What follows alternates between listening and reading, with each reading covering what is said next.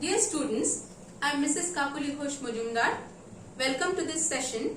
Today I am going to discuss the first chapter of your supplementary reader book Snapshots, and the name of the chapter is The Summer of the Beautiful White Horse, written by William Saroyan. Now this story is set in Armenia. It's a country in Europe, and it is if you want to locate that country, you can search for Caspian Sea and Black Sea, though it is a landlocked country. Okay, now in this story we come to know about at least two things from the title itself. It was summer, the season was summer, and the story is about a beautiful white horse. Okay, it's about two boys who were cousin brothers. Let us see. This story is about two poor Armenian boys who belong to a tribe whose hallmarks are trust and honesty. This part is important. What are the hallmarks of the tribe? They were trustworthy and they were very honest. Okay, so this you must pay attention to, because this flow runs throughout the story and it will help you to understand it. Now, it's about two boys. First is Aram, okay, who is the narrator of the story. He is younger brother. He is just 9 years old, and his brother Murad, he was, let us see what kind of personality he had. One day, there in the good old days when I was 9 and the world was full of every imaginable kind of magnificence. Now, life was full of every imaginable kind of magnificence. Life was glorious. Life was majestic. Whatever varieties life could offer to a person lived life up to its fullest, enjoyed all the pleasures of life. Okay, and life was still a delightful and mysterious dream. Life flowed like a mysterious dream. What does that mean? Nowadays we are living a life which is stressful, okay, which is routine kind of a life, which is stereotype. But in those days it was like a mysterious dream. Every day it offered variety of things and people enjoyed living life. Okay, now my cousin Murad, who was considered crazy by everybody who knew him except me. Now Murad was considered crazy. That is the first characteristic trait that we come to know about Murad here. Okay, and note one more point. Murad was considered crazy not only by the rest of the family members, but not at all by Aram, because we will come to know that he had actually fulfilled his long cherished dream of riding a horse. That is why Aram never considered him as a crazy boy. Now, except me, came to my house at 4 in the morning and woke me up, tapping on the window of my room. So Murad came to Aram's house very early in the morning and then called him. What for? Aram, he said. I jumped out of bed and looked out of the window.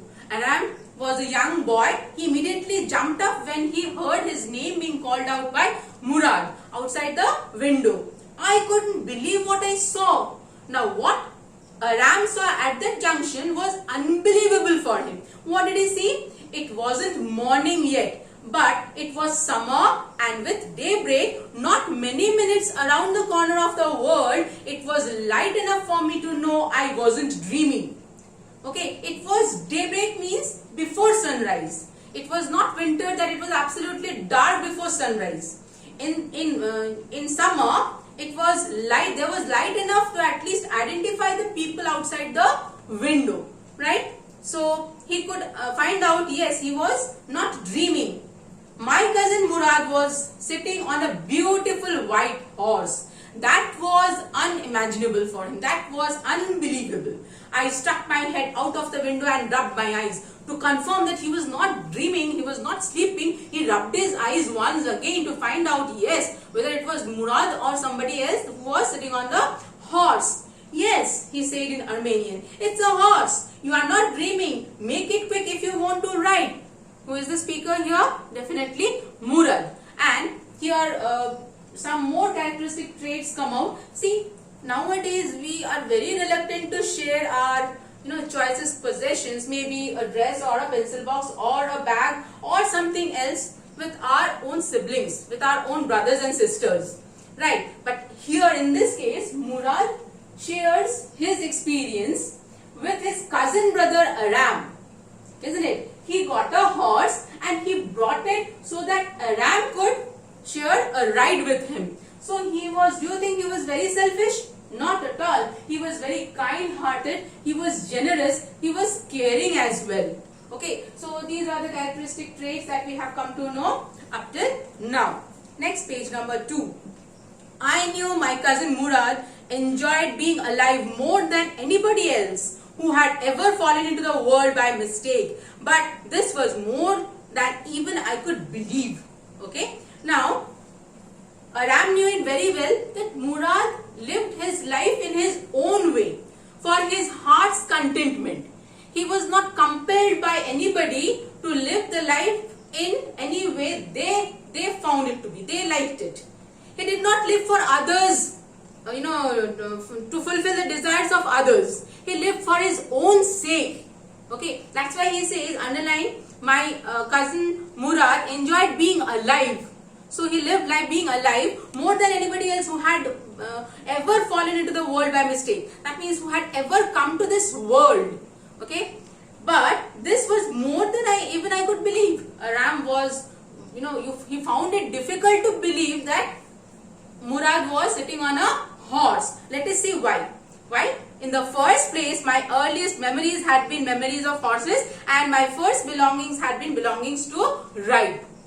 Just like nowadays, you boys love to ride two-wheelers.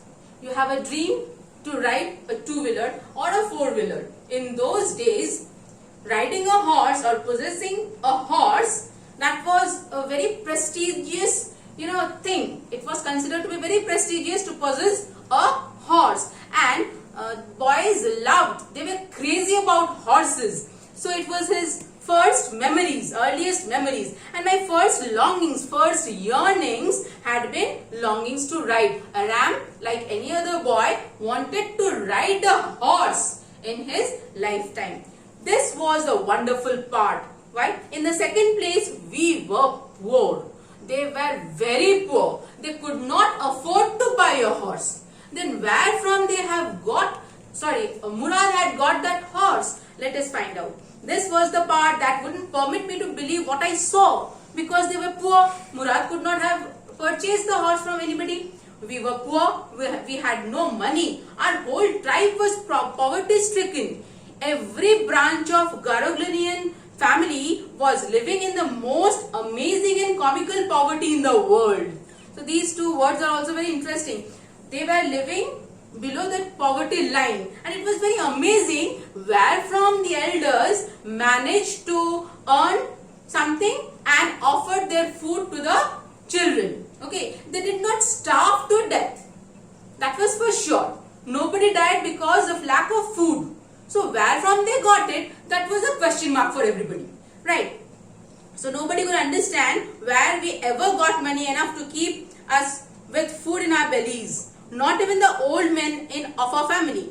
Most important of all, though we were famous for our honesty, we had been famous for our honesty for something like 11 centuries. That means 1100 years. They were famous for their honesty for 1100 years. Even when we had been the wealthiest family in what we like to think was the world. Once upon a time, they were the wealthiest of the lot. Okay, and now they were truly suffering because of their poverty. But still then, they have maintained these, virtues in their life throughout. Okay, so these are the two characteristic traits which are the identification mark of this Garoglinian tribe. Next, we were proud first, honest next, and after that we believe in right and wrong. So honesty was their top priority. Okay, none of us would take advantage of anybody in the world. They were never wicked, they were never evil, they were never dishonest. Okay, let alone steal. This is a beautiful phrase and I like it so much. Let alone steal. Here stealing, steal is personified. See, generally when a person is suffering from poverty, they resort to dishonest means. They take to stealing. They somehow manage to, rob people, get money and satisfy their hunger. But in this case, Garuglanian tribe, not a single member of this tribe resort to stealing. They were never dishonest. They could never think of also, and let alone stealing, you be all alone. We are isolating you. You have no role to play in our lives. You are there in a different place. So stealing is personified here. A beautiful phrase here. Consequently, even though I could see the horse so magnificent, even though I could smell it so lovely, even though I could hear it breathing so exciting, I couldn't believe the horse had anything to do with my cousin Murad, or with me, or with any of the other members of our family, asleep or awake, because I knew my cousin Murad couldn't have bought the horse, and if he couldn't have bought it, he must have stolen it, and I refused to believe he had stolen it. It's a very long line with a lot of punctuation marks. Now, for the first time when he saw the horse, he couldn't believe it. Okay, now think yourself in the position of Aram. He loved to ride. It was his well-cherished dream. Now the horse was in front of him. He tried to smell it. He loved each and everything about the horse because that was his craze. At the same time, a number of series of questions were hovering in his mind. Where did he get this horse from? He had stolen it. Impossible, because our tribe, none of the members of our tribe could ever resort to stealing or any other dishonest means. Right? Then where had he got that horse? He had purchased it. Impossible, because nobody can, at this junction, none of the family members can afford to purchase a horse. Okay, then where has this horse come from? No member of the Garuglanian family could be a thief. I stared first at my cousin and then at the horse. He was confused. He was looking at the horse once and he was trying to read the face of Murad. If somebody has stolen, he would be frightened. He would be shaky. He would be restless. Was there any mark of this restlessness on his face? He was trying to find out. There was a pious stillness and humor in each of them, which on the one hand delighted me and on the other frightened me. Understood? So this part is very simple. Murad, I said, where did you steal this horse? Leap out of your window, he said, if you want to ride. Now, if I directly ever, accuse you that you have stolen something, how would you react? You would immediately retort and say, what are you saying? Where from have I stolen it? I have not stolen anything. Okay, but here the response that he got from Murad was, I don't know anything. If you want a ride, come with me immediately. That's all I want. Okay, so it was true then. That means Aram found out immediately. That means you have stolen it. He had stolen the horse. There was no question about it. He had come to invite me to ride or not as I chose. That means he had been keeping the horse. He had been using and riding it. And then he had come to offer me a ride with him. Okay, now this much only. Next day we will continue in the next class. Thank you so much, dear.